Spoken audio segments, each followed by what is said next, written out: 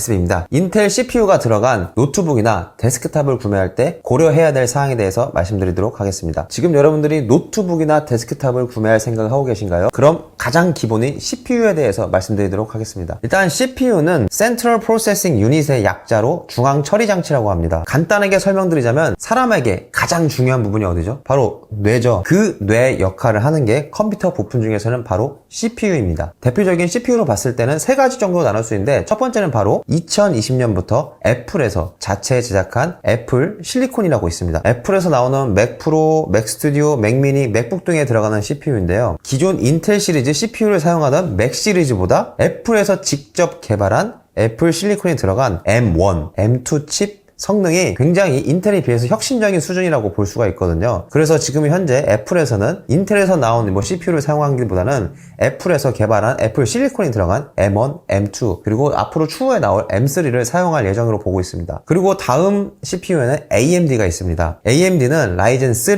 라이젠 5, 라이젠 7, 라이젠 9 순서로 등급이 좀 높다고 보시면 될 것 같고요. 간단하게 말하면 숫자가 높아질수록 등급이 높다. 그리고 애플 같은 경우도 M1, M2, M3 이렇게 등급이 올라갈수록 숫자가 올라갈수록 등급이 높다. 이렇게 보시면 되고요. 그리고 마지막으로 지금까지 가장 많이 쓰였고 가장 많이 사랑받았던 인텔이 있습니다. 인텔 한 번쯤은 들어보셨을 겁니다. 왜냐면 인텔 광고는 TV에서도 자주 나왔고 10에서 20년 전만 생각을 하더라도 이런 데스크탑 본체에는 인텔 스티커가 붙어 있었잖아요. 그래서 이제 인텔 CPU 같은 경우는 셀러론, 펜티엄, 그 다음에 인텔 코어 시리즈인 i3, i5, i7, i9 이렇게 순서대로 등급이 점점 높아진다고 볼 수가 있거든요. 그래서 제가 아까 말씀드린 것처럼 애플 실리콘이나 AMD나 인텔이나 마찬가지로 숫자가 높아질수록 등급이 높아진다고 보시면 될 것 같습니다. 자동차 같은 경우도 BMW 3, BMW 5, BMW 7 이런 식으로 갈 때 숫자가 높아질수록 등급이 높잖아요. 그렇게 비슷하다고 생각하시면 될 것 같습니다. 그럼 제가 이제 인텔에 대해서 조금 더 세부적으로 들어가 볼게요. 인텔의 경우는 i3,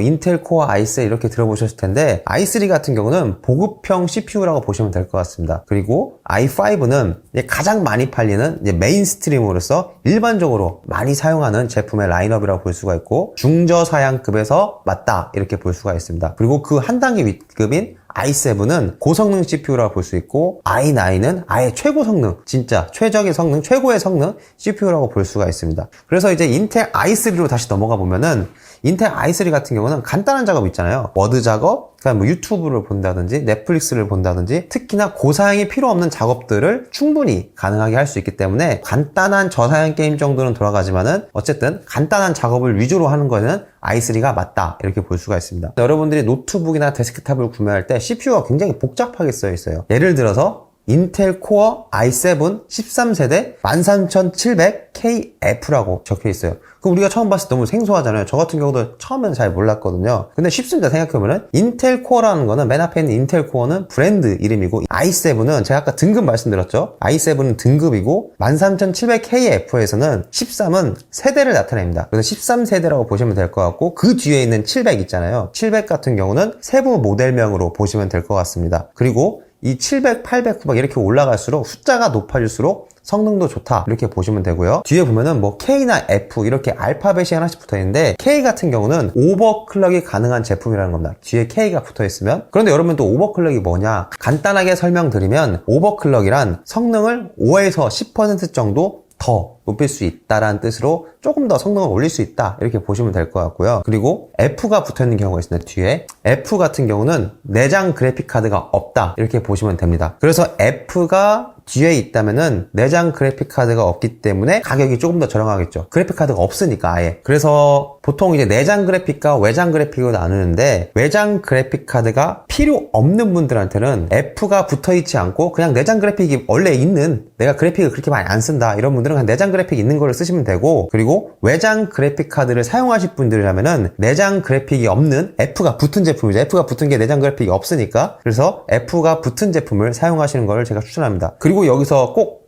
아셔야 될 부분은 외장 그래픽도 안 달고 난 내장 그래픽도 없다면은 디스플레이 자체가 나오지 않기 때문에 이 부분은 꼭 알아두셔야 합니다. 그리고 요즘에는 내장 그래픽도 있고 여기에 추가로 외장 그래픽을 다는 제품도 많기 때문에 내가 외장 그래픽을 단다고 해서 꼭 내장 그래픽이 없어야 되는 거는 아니라는 거는 참고하시면 될 듯 합니다. 그래서 제가 지금 간단하게 말씀드리면은 CPU를 보면은 보통 4가지 종류가 있습니다. 인텔 코어 i7 13세대 13700을 나타낸다면은 13700이 있겠죠, 그냥. 그 다음에 K가 붙은 13700K가 있고 13700KF가 있고, 그 다음에 F와 하나가 붙은 13700F가 있습니다.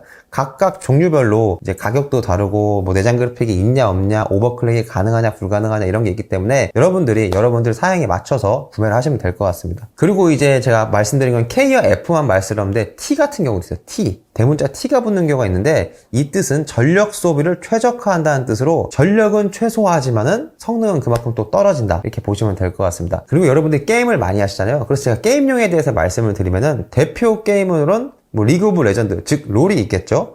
롤 정도 돌리는 거는 펜티엄 G6400, 그래서 외장 그래픽을 안 달고 내장 그래픽으로는 가능은 한데, 제가 봤을 때는 제대로 게임을 하기는 좀 어렵지 않을까라는 생각이 들거든요. 그리고 롤에서는 계속해서 업데이트가 되면서 최소 요구하는 성능 사양이 계속해서 기준이 올라가기 때문에 제 생각에는 최소 인텔 코어 i3 정도는 돌려주고 외장 그래픽을 장착하시는 게 좋다고 봅니다. 개인적인 기준으로는 게임을 하려고 한다면은 최소 사양이 인텔 코어 i3 정도는 되어야 되고, 그리고 요즘에 화두가 되고 있는 디아블로 4 정도 돌리고 싶다면은, 무난하게 돌린다 싶으면은 최소 i5 11세대 정도는 장착되어 있지 않나 싶습니다. 물론 이제 좀 더 낮은 사양에서도 돌릴 수 있겠지만은, 여러분들이 게임을 하시면 아시겠지만은, 게임에서 뭐 렉 걸리고 튕기고 그러면은 그게 더 스트레스입니다. 뭐 렉 걸려서 죽고 튕겨서 죽고 그러면은. 그렇기 때문에 최소 요구 사항보다는 저는 권장 사양이나 조금 더 높게 잡아야 된다, 이렇게 보고 있습니다. 그렇게 여러분이 가성비 있는 게임 노트북과 데스크탑을 구매하고 싶다면은 최소 코어 i5 정도는 장착을 하시고, 거기에다 외장형 그래픽 카드를 잘 조합하시면 됩니다. 그리고 이제 제가 노트북 CPU에 대해서 간단하게 말씀을 드릴 건데요. 노트북 CPU에도 U, 대문자 U와 대문자 H가 붙습니다. 그럼 U가 붙는 경우는 저전력이다. 그래서 성능은 조금 떨어집니다. 대신에 저전력인 만큼